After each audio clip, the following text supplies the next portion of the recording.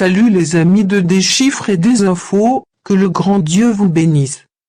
L'ovulation, la fécondation et l'implantation. L'ovulation. Une grossesse survient lorsqu'un spermatozoïde et un ovocyte se rencontrent.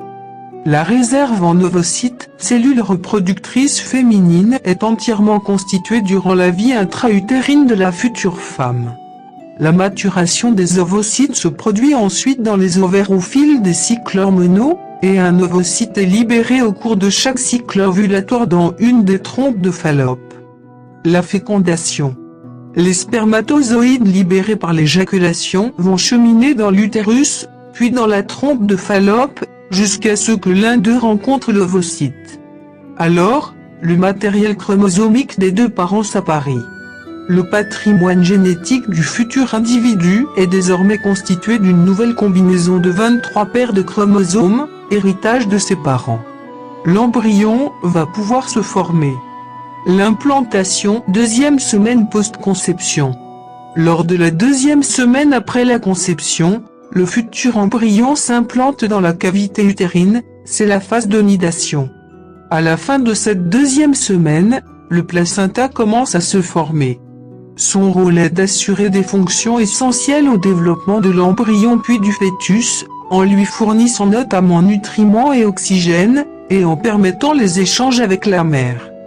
Les premiers développements de l'embryon, troisième semaine post-conception.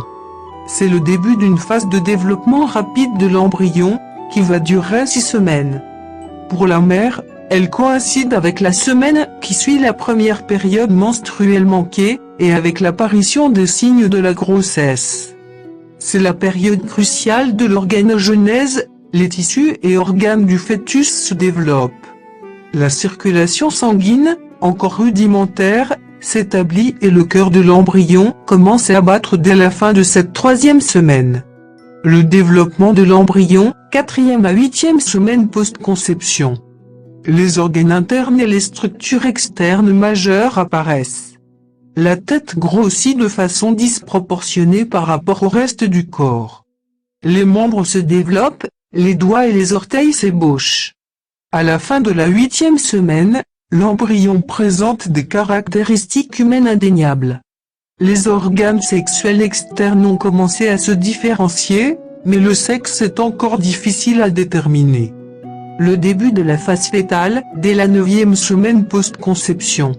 La période embryonnaire se termine et laisse place à la période fœtale, qui prend fin avec la naissance de l'enfant.